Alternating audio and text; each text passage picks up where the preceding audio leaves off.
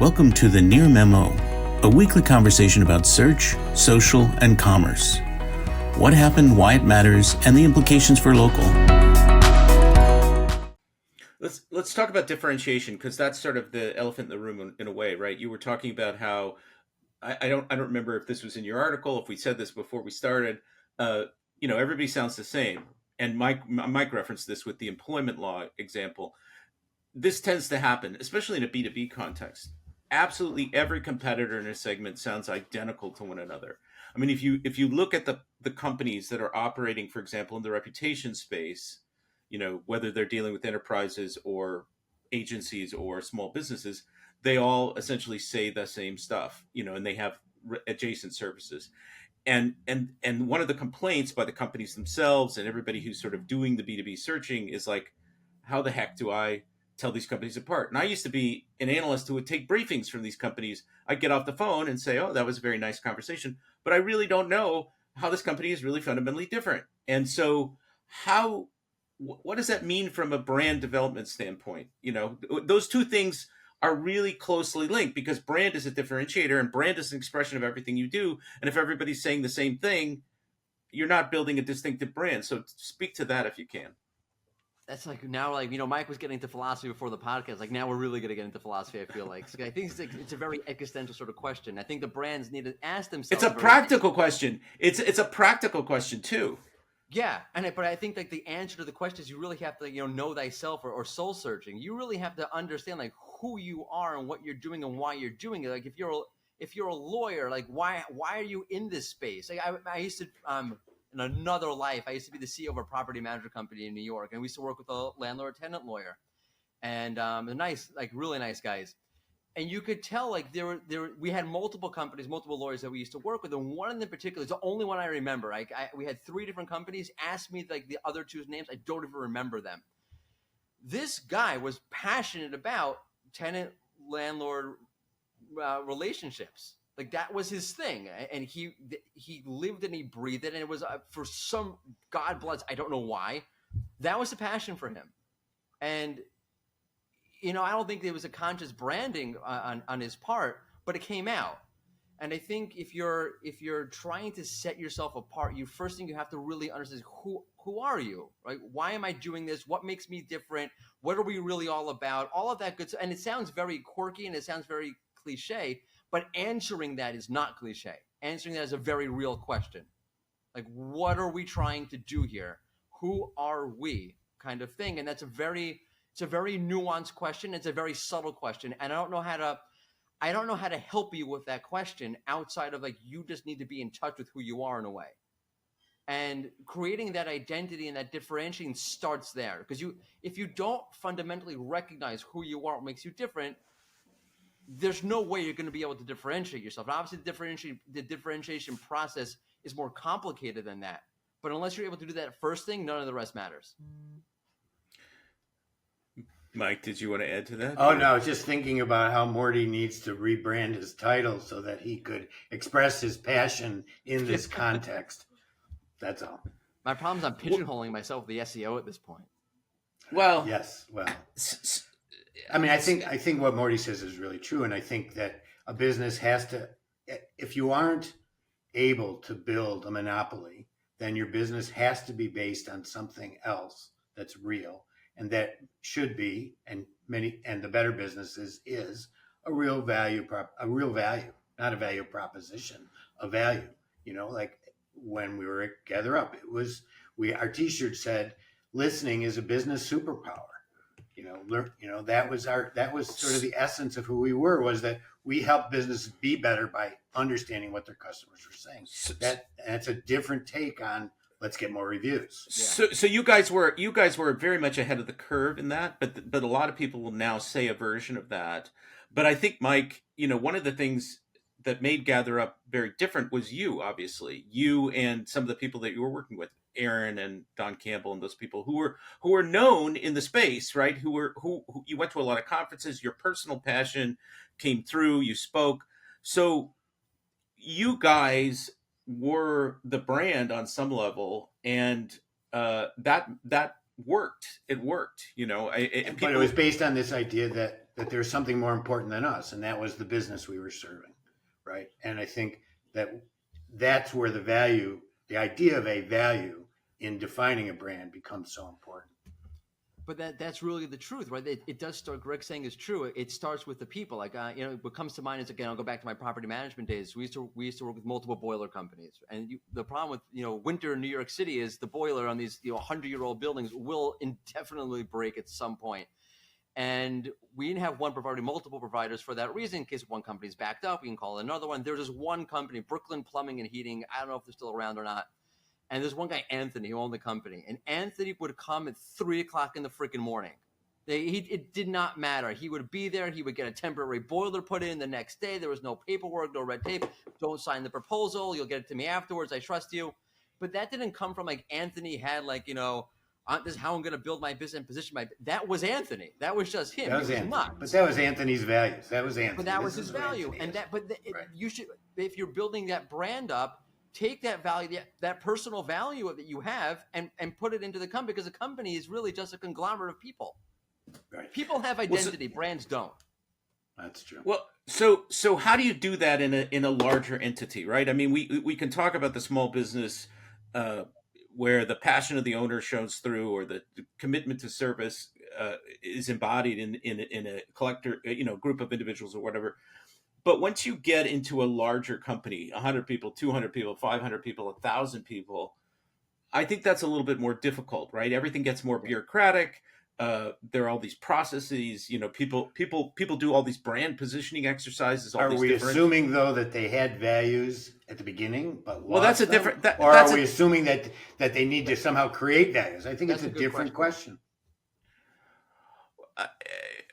I think people, when they go through these brand positioning exercises, or they bring in which some are outside... bullshit. If you use all right, but nonetheless, that he taught me. I never knew it. Never heard it before. Nonetheless, people do this. This is a routine exercise in a company. Let's look at our competitors. Let's do a SWOT analysis. What's different about us? And people try and figure that out all the time. They're doing that all the time, and they're trying to embody that in their marketing messages.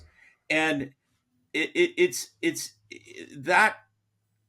I don't know how you do what shows up on the other end is something very calculated, which is the opposite of what you're advocating for in that Search Engine Journal article, which is authenticity. Yeah. So speak to that. How do you get to a place of authenticity, which is what everybody says they want, the Gen Z population, as a brand today in a larger company? This is kind of about the how you build this brand, how you speak to people. Go ahead.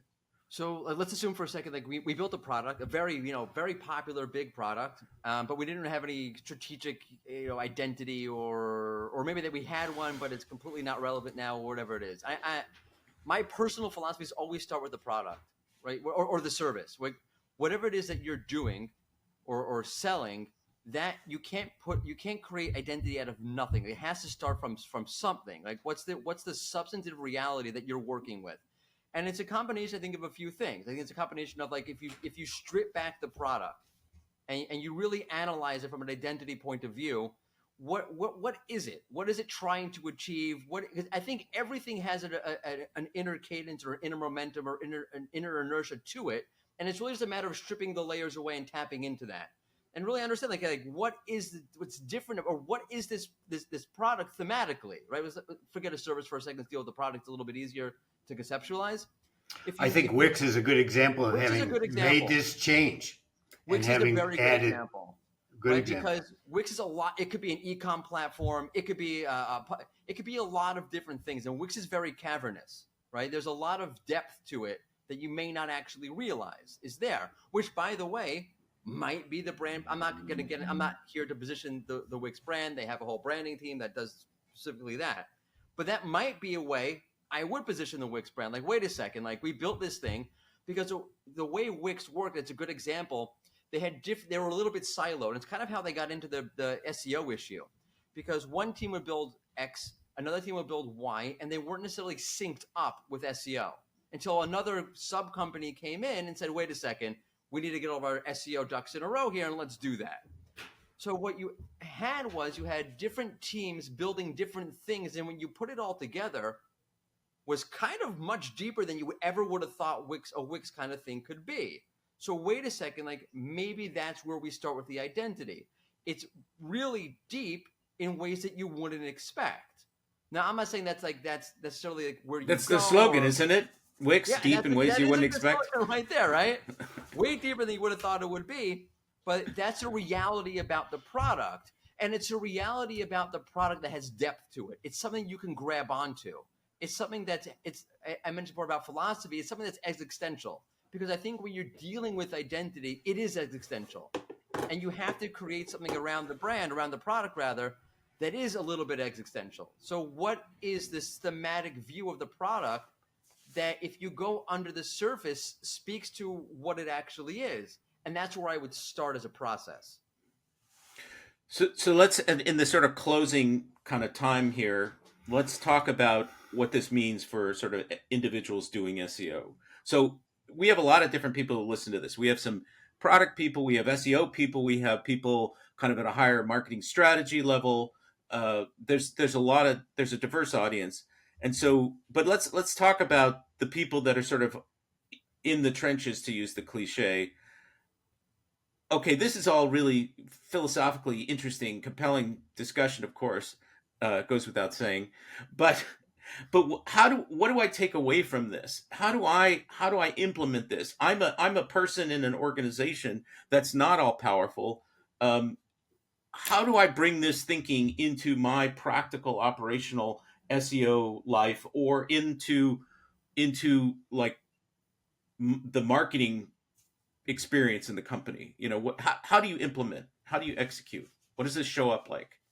Yeah, I mean, I think for one thing, it probably would help you align with the wider marketing teams that you might be falling under. So it might just be a good move in general. But it's about understanding. It's a mindset shift first and foremost, right? So I'm looking not at like SEO from a pure performance point of view. I'm going to rank for this keyword. I'm going to get this traffic. But what momentum am I going to be able to create? And the inverse of that is, how can I create momentum across the wider web that's now going to impact what I'm able to do for SEO? So it's SEO before the SEO actually starts, or SEO as we would traditionally think about it. And you have to have a way to measure it. That's first off, and a way to track it. If you don't, I don't see you being able to get buy-in for it. So there's obviously the philosophical construct of, if I have greater brand power behind us, I will be able to now do X with my SEO.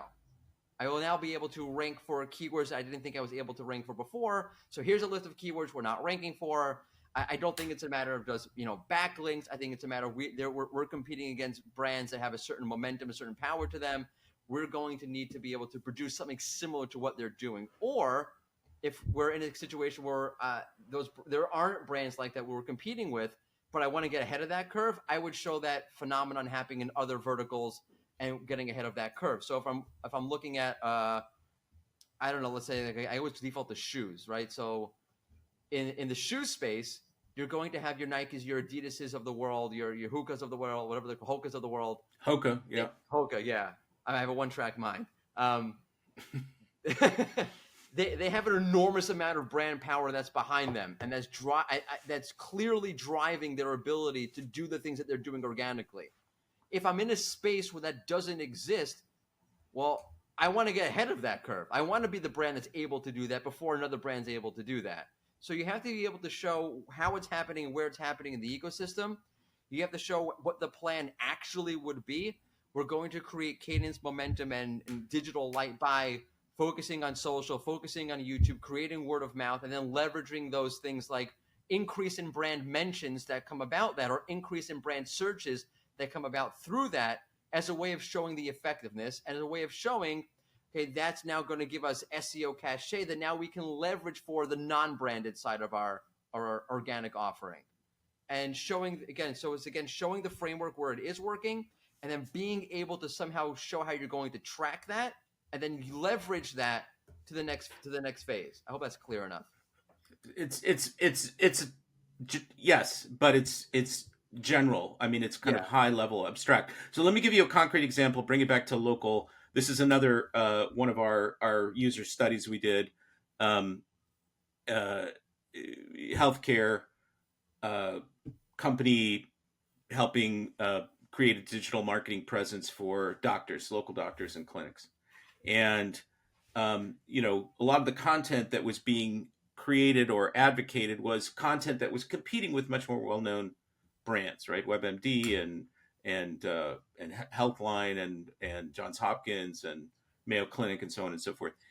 And uh, the advice that was given to them, that we gave to them, is, you can't compete at this level. You can't compete. Google is going to favor these brands. These are established brands. You're never going to rank for what is diabetes or, how to recognize a heart attack or these kinds of general educational. I mean, one of your tenets is educate your audience, speak to them with respect. Don't try and just sell them stuff. So in that kind of a situation, whether you're a kind of a medium-sized brand or a small brand or local, how do you deal with content? Content is a mechanism by which you do these things. When there are bigger brands in the space, how do you think about that? How should you differentiate? Where should you place your emphasis? Yeah. Okay. So if in that particular case, I always say, like, a lot of brands think there's only like one track towards brand presence, and that's like, we're going to be a thought leader, right? We're going to be a thought leader in this space. But if you're talking about like the Mayo Clinics of the world or the Johns Hopkins of the world, being a thought leader in that space, at least on the Google SERP, is an impossibility. Like, it's not going to happen. So I always think there's multiple tracks in a brand. So you see this now with Starbucks. I feel like now Starbucks is taking a hit. I saw an interview, I think it was CNBC or CBS, with a bunch of people who were former Starbucks customers, and one of them said, "Starbucks just feels very corporate to me right now, and I'm not into that." And it just goes to show there's multiple paths that a brand can take. Like, yeah, they're the superpower, but it looks like people aren't looking for the superpower. People are looking for the more grassroots experience. So if you're in the medical space and you're trying to sort of create a brand presence for yourself, or brand identity, or brand cadence for yourself, trying to be the ultimate thought leader in all things diabetes probably isn't the way to go. You just know where you're going to win that battle. But there are other paths to take. Like, you can be the more grassroots, community-centered, like, I'm going to educate you about diabetes and what it means for your life, and locally, and the local establishments. We could do awareness campaigns. We'll go to the local barbecue place. We'll do a diabetes campaign together. We'll show like what items on the menu are healthy if you're diabetic and not healthy if you're diabetic. We'll really help you at the local grassroots kind of level, and that can build a different kind of authority or a different kind of branding for you that doesn't. I don't even think the WebMDs of the world A, care about, or B, would be able to even compete in that. They can't do that. They don't have that nimbleness. They don't have that local cachet that you're able to get. There's multiple ways that you can go about, or multiple pathways for building a brand and showcasing that you are an authority without even saying that you're an authority, even just being grassroots, that kind of thing. So again, like, I wouldn't pigeonhole yourself into thinking like, I have to compete against the big people in the world, and the only way to do this is X way. There's usually multiple ways. It's hard to say in any given case what it would be, but there's usually multiple pathways, and there are things that you can take advantage of as a smaller brand that a bigger brand can't do. By the way, creating that momentum and creating that cadence, which I think would result, again, as we mentioned before, in the offline world meeting the online world. If you're doing local events, creating diabetes awareness and yada yada with local establishments, that would create, maybe the local news starts covering you. Maybe the local blogger starts covering, and that does kind of build up your ability to start talking about the things you want to talk about from a pure SEO point of view. I want to ask one final question, Mike. Do you have anything you want to comment on, or any questions you want to ask? No, I'm good. I think Mordy summarized it there. I mean, you engage with the world around you, related to what you're doing. The other thought might be that you, as physicians, you highlight who you are and what your values are, because they're going to pick both on your knowledge, but as we saw in our research, who they think you are as a human being. This goes back to Mordy's point. Particularly in physicians, people chose people that looked like them and that seemed to have values like them. And so in terms of web content, I would focus on that. But in terms of PR, I would do exactly what Mordy's saying. Yeah, so this is kind of an unfair question, because I want you to give the short version of this answer, but it's kind of a big issue now. One of the Twitter posts you put up was sort of decrying the over reliance on AI as a content creation tool. Where does AI, given everything that we've said and talked about, where does AI fit in all of this? Because people need to use it, are using it. You know, again, sort of the Reader's Digest version, if you can. Yeah, I mean, I'll kind of paraphrase. We did a webinar with Ross Hutchins from Siege Media and Mike King, and one of the points that Ross made that I've adopted is if you give AI a closed system to work within, you're usually better off. Like, take this paragraph, summarize it, or take this paragraph and give me a heading versus take this keyword and write me an article. So if you give it a walled garden within to operate, you'll usually end up with something a little bit like less off the wall, like drink urine to cure kidney stones kind of thing. All right. There's more to say about all of this, but really fascinating topic and an important topic, I think, for marketers right now.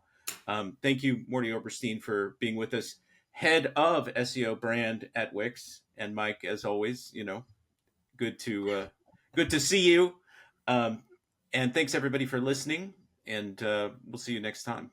Thanks for joining David, Mike, and Greg. To stay on top of the latest developments in local, subscribe to our newsletter at nearmedia.co. We'll see you next week.